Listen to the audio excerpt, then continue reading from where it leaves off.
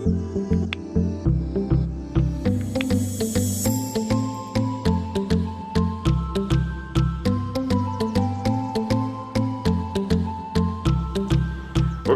guys, we are back now from where I stopped earlier, where I was talking about the objectives. I've mentioned 3. Let me quickly go through the other ones now. I said, what do you need to understand in manufacturing account? I said, you need to show how to calculate production cost. You need to know how to prepare manufacturing account in the income statement. You also need to know how to calculate the cost of raw materials consumed. So from there now we start. Also, you need to know how to explain direct and indirect costs with examples. You need to know the meaning of a prime cost. You also need to know how to calculate the prime cost of production. Also, what is the meaning of, you need to know the meaning of factory overheads. When we say overheads, like what is another meaning for overheads is our expenses. But in this case now, there are some overhead that are just concern the manufacturing section, like wages. The wages and salary you pay to workers who are working in the oven where they are producing the bakery is different from the driver to go and deliver the bread to the customer. So when I ask you, what is a factory overhead? Factory overhead are the expenses that directly involve in the production. So the wages you pay to the workers working in the oven, who are taking the bread out from the oven, who are loading the bread, it will never go to the trading account or profit and loss account, because that overhead is peculiar to manufacturing section, which is a factory. Then I will also need to know about the meaning of work in progress.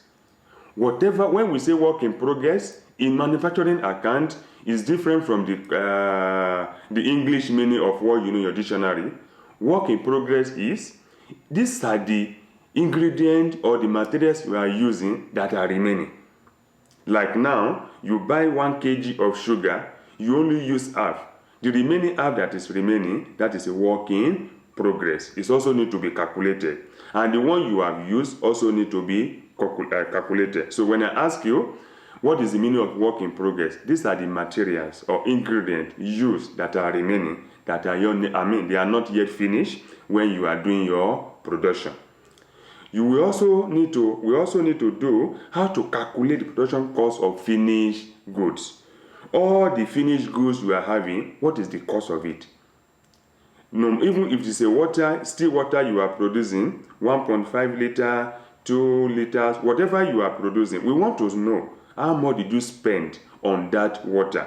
Because if you don't know the cost of finished goods, you will be able to determine the selling price. And don't forget what we did.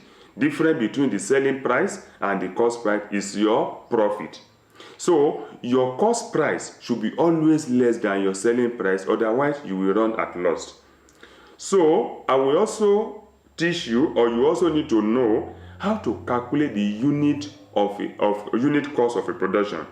Don't forget what we did when we are having our trading account. I told you that if you are producing this thing, how do you know the cost? If you don't know the cost of one, you won't know the cost of everything. So, example now, if you produce 200 loaves of bread, and the 200 loaves of bread cost 1,000, you will now ask yourself, how do you know the cost of one? Then you divide the 1,000 by 200. Then you will know the cost of one. Then you can now know how much you are going to, as your markup, you are going to put to determine your selling price. So, I will teach you how to calculate the cost of production. Also, relationship between manufacturing section in the income statement of manufacturing and trading section of a final account. In your exam, they can ask you this, especially in the paper 1. What is the relationship between the two? I will tell you. And relationship there is, in manufacturing account, what are we determining there is the cost of finished goods. Now, the cost of finished goods will be part of your trading account. In your trading account, it will give you gross profit. The gross profit have to go to the trading profit and loss account, where you determine your net profit. Your net profit now will now go to your balance sheet to see the position of your asset and your liability. Hope you can understand the way I itemize them now. 1, you get your cost of finished goods. The balance will be taken to trading account to get your gross profit. The balance will be taken to profit and loss to get your net profit. The balance will be taken to your balance sheet to know the position of your asset and liability. So later, we also need to know how to prepare income statement. Income statement is just the same thing what we have been doing from trading, partnership, manufacturing. The same thing. What different is that there is a section different. After the manufacturing section, we move to our proper income statement. And finally, we move to our financial position. That is our balance sheet, so that we can understand the position of the asset and liability. There are some terms I want you to get used to, which you must, in our next class, probably next week or this week, I'm going to come and explain everything to you. I just want to itemize it for you now, so you will know. Number 1, what is the direct materials? What is the direct expenses? Direct materials simply means these are the materials that are directly involved in the manufacturing section. They will never appear in the trading account. Like the example I gave earlier, the wages you pay to the people who are packing the bread from the oven, that one will never go to trading account. But the salary you pay to the driver, the wages you pay to the driver who are delivering the bread to the customer, will appear in your profit and loss account. So there's a direct expenses, there's a indirect materials, there's a direct labor. We have direct cost, indirect cost, work in progress, prime cost, factory overhead, and finally the finished goods. All these terms will be explained because they will all be needed when we start the calculation.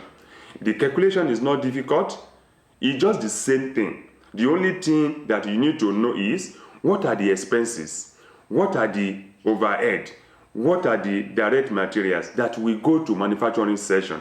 The moment you are done with that, then we follow the normal procedure of our income statement. This is the beginning, or I can say this is the beginning of this topic, just to introduce it to you so that you can understand it. That is the background. In our next class, I will try to come and explain all these terms. Then I will come with a format. That is, how does it look? Vertical method and horizontal method. I will come and show it to you. Then from there, we can start our calculation. I hope you will understand this. For any question you want to ask me, you have my number. Ask me on our WhatsApp group. Talk to me there. Where you don't understand, I will explain to you. Thank you.